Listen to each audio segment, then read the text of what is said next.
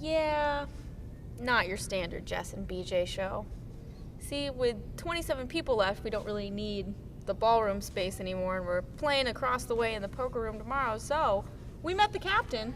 We did meet the captain. Captain Ken was in here helping them clear out everything, and we're just here in this empty space now, hanging out on the floor with Jess and BJ. Simple episode. Every once in a while, you've got to... It's acoustic Jess and BJ. Yes. Jess and BJ Unplugged. All right.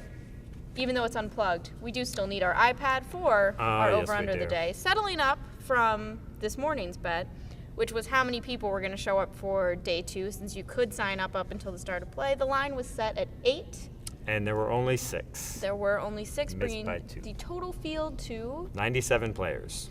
Yes, very close to 100, not quite. So we're even on the trip. 1-1. And now it is time to decide who will jump into the lead with today's over-under, where one of those late day 2 registrants, Andy Frankenberger, is going to finish. Andy is the Player of the Year frontrunner, came in today, kind of short stack most of the day, doubled up late, still below average, but in with 27 players remaining. Right, with 27 players left, he is in 19th place. Will he finish above or below 15th? I'll let you go. I'm going to take the under. Andy has a penchant for cashing in things, and so I think he is going to make it into the money, into the top 12. I could go either way, but just to mix it up, I'm going to go against you. Just because statistically he's 19th, so he's going to have to overperform his position to beat 15. But I'm rooting for him. He doesn't need the points, though, because all of the people that can catch him in the Player of the Year race that were in this event did bust out today. There are some people, though, who can really narrow the gap. And 2 of those people are Stephen Kelly and Shannon Shore, who are 2nd and 3rd in chips behind our chip leader, Club WPT qualifier, Andy Whetstone. You can hear more about Andy if you watch our Rise Player of the Day video with him talking about the huge day he had, 3 eliminations in a row. Busted 3 people in about 10 minutes, Hoyt Corkins, Luke Stoudenmeyer. He was running like God for a while. And playing really well, too, yes. From what I could see.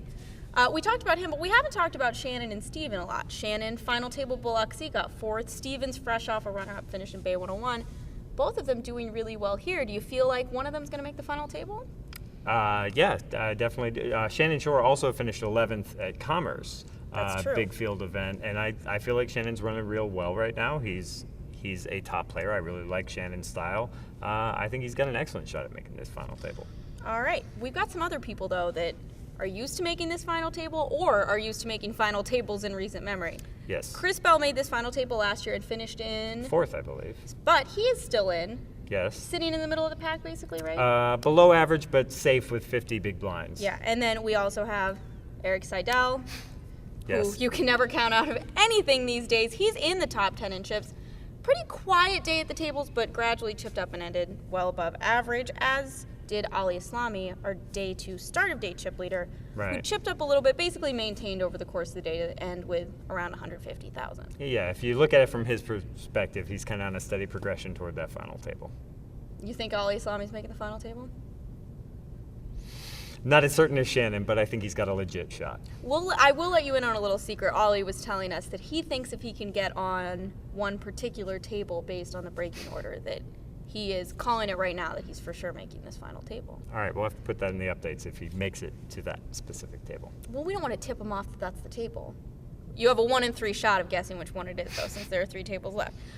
2 other people worth mentioning, really good friends, William Reynolds and Tom Marchese, both still in this thing, though. Both below average in chip counts. Marchese, 26th out of 27.